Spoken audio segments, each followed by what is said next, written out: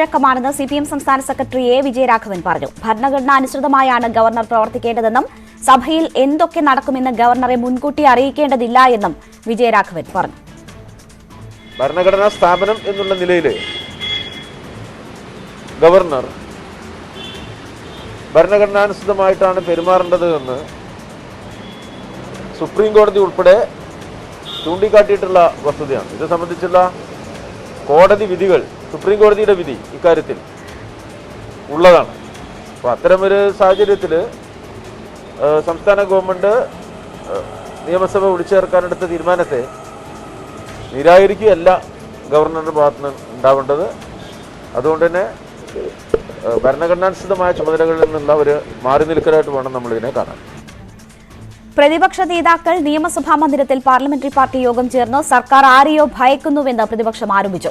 മുഖ്യമന്ത്രിക്ക് പ്രധാനമന്ത്രിയെ ഭയമാണെന്നും ഉമ്മൻചാണ്ടി പറഞ്ഞു. മുഖ്യമന്ത്രിയെക്കാളും മന്ത്രിമാരെക്കാളും ഭരണഘടനാ ചുമതലകൾ അറിയാവുന്നയാളാണ് ഗവർണർ ആരിഫ് മുഹമ്മദ് ഖാനെന്ന് BJP സംസ്ഥാന സെക്രട്ടറി S. സുരേഷ് പറഞ്ഞു. AKG സെന്ററിൽ നിന്നും കൊടുത്തുവിടുന്ന എല്ലാ കാര്യങ്ങളിലും ഗവർണർ ഒപ്പിടണമെന്നില്ല. ചുമതല ഉത്തരവാദിത്വത്തോടെ നിറവേറ്റുകയാണ് ഗവർണർ ചെയ്തതെന്നും അദ്ദേഹം ന്യൂസ് 18നോട് പറഞ്ഞു.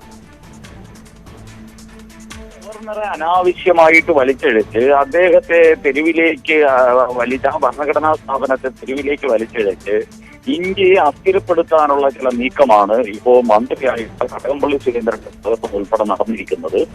ഇത് അനാവശ്യ വിവാദമുണ്ടാക്കലാണ്. വിവരങ്ങളുമായി TG സജിത്ത് ചേരുന്നു. സജിത്ത്, ഗവർണറുടെ നടപടി വലിയ രാഷ്ട്രീയ വിവാദങ്ങൾക്ക് കൂടി വഴിവെക്കുകയാണ്. UDF അതിൽ ഒരു പടി മുന്നിൽ എന്ന നിലയ്ക്കാണോ ഇപ്പോൾ നീക്കം? നിയമസഭാ കക്ഷി യോഗം നിയമസഭാ മന്ദിരത്തിൽ ചേർന്ന് പ്രമേയം പാസാക്കുന്നു. എന്തൊക്കെയാണ് ഈ പ്രമേയത്തിൽ പറയുന്നത്? എന്തൊക്കെയാണ് UDF ആവശ്യപ്പെടുന്നത്?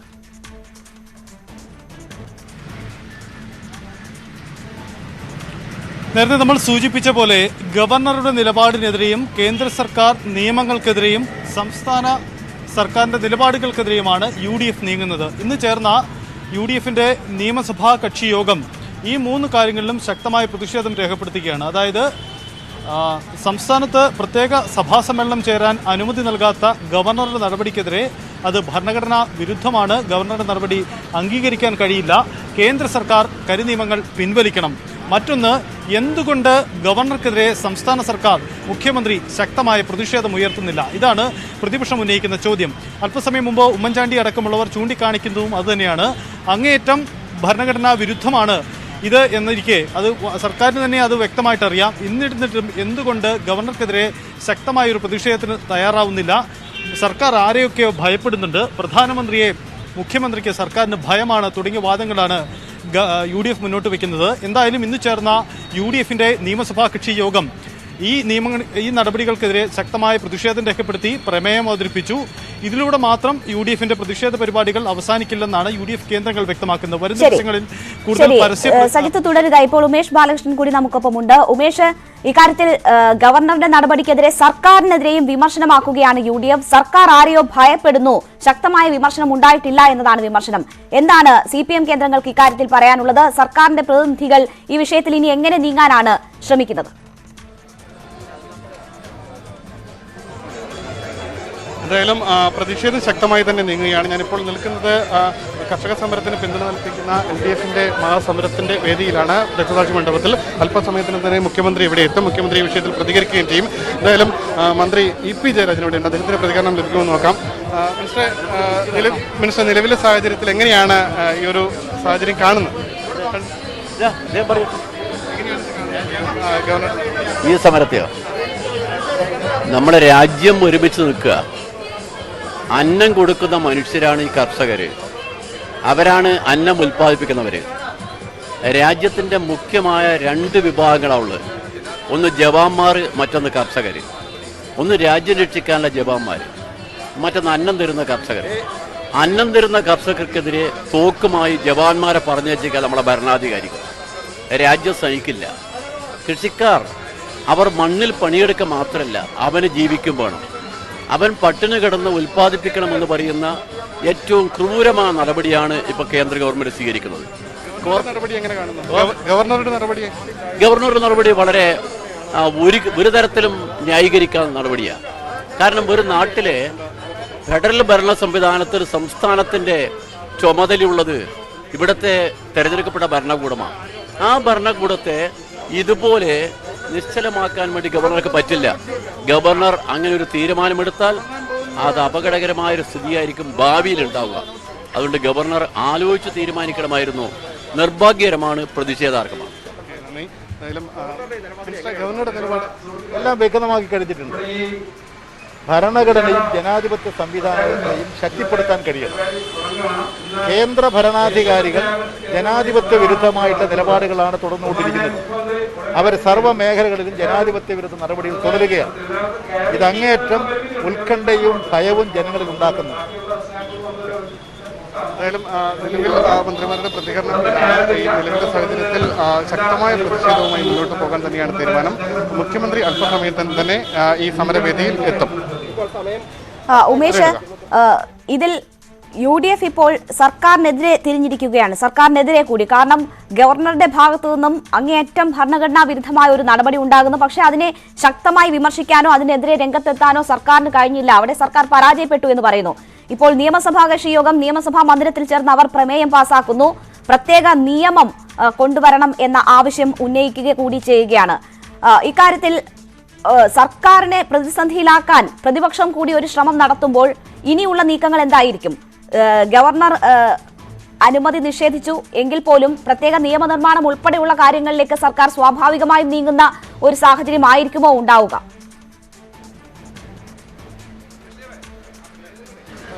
എന്തായാലും കഴിഞ്ഞ ദിവസങ്ങളിലെയും ഇന്നത്തെയും പ്രതികരണത്തിൽ മനസ്സിലാക്കാൻ കഴിയുന്നത് ഇത്തരത്തിൽ 8-ാം തീയതി മാത്രമേ പ്രമേയവുമായി മുന്നോട്ട് പോകാൻ സാധ്യതയുള്ളൂ. അതോടൊപ്പം നിയമ നടപടി സ്വീകരിക്കും, അല്ലെങ്കിൽ നിയമപരമായി നേരിടും എന്നുള്ള സൂചനകൾ LDF നേതാക്കളും നൽകി, മന്ത്രിമാരും നൽകി. ഇന്നലെ തന്നെ VS സുനിൽകുമാർ അക്കാര്യത്തിൽ ഒരു വ്യക്തത വരുത്തിയിരുന്നു. ഇത് കൂടാതെയാണ് ഇന്ന് CPM സംസ്ഥാന സെക്രട്ടറിയും ഇക്കാര്യത്തിൽ സൂചന നൽകിയത്. അതായത് ഭരണഘടനാ പദവിയാണ് ഗവർണറുടേത്. ഭരണഘടനാ ഉത്തരവാദിത്വം ഗവർണർ നടപ്പാക്കിയില്ല എങ്കിൽ ഭരണഘടനാപരമായ പരിഹാരം തന്നെ തേടുക, അതിന് ആ രീതിയിലുള്ള പരിഹാരത്തിന് തേടും എന്നാണ് CPM സംസ്ഥാന സെക്രട്ടറിയും ഇക്കാര്യത്തിൽ വ്യക്തമാക്കിയിരിക്കുന്നത്. എന്തായാലും ഇപ്പോൾ ഉമേഷ്, ഇപ്പോൾ നമ്മൾ കാണുന്ന ഈ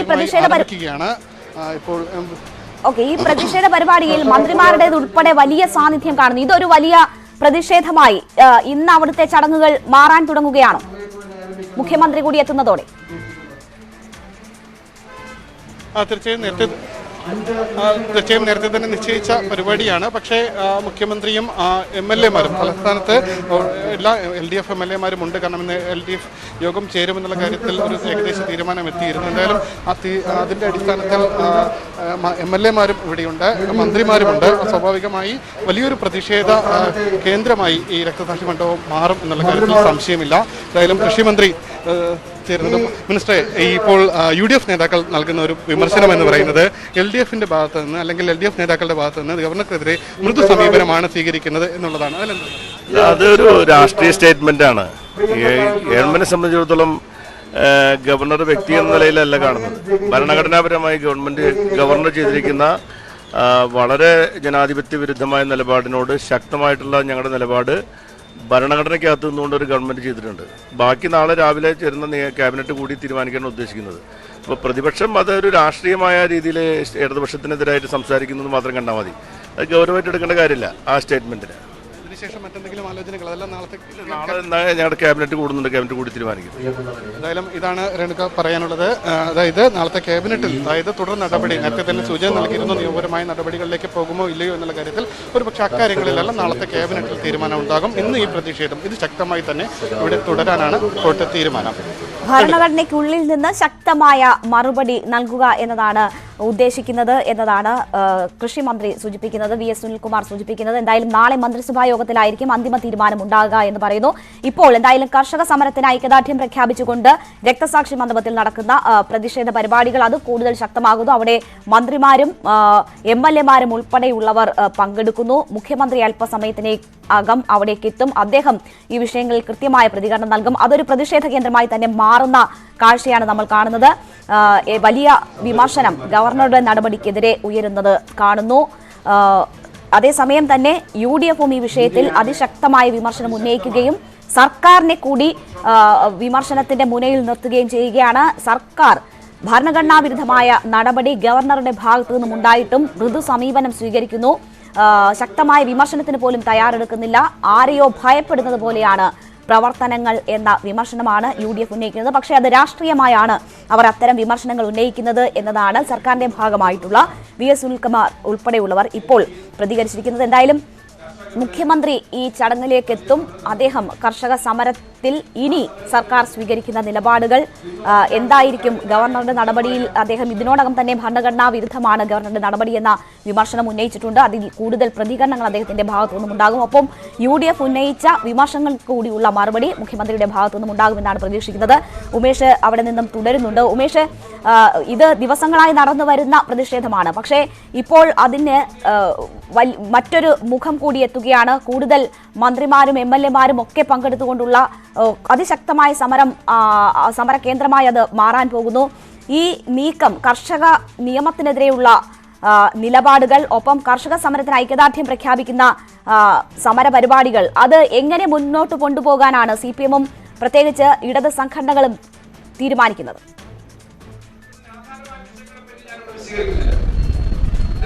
എന്തായാലും പ്രതിഷേധം ശക്തമായി തന്നെ തുടരാൻ തന്നെയാണ് തീരുമാനം.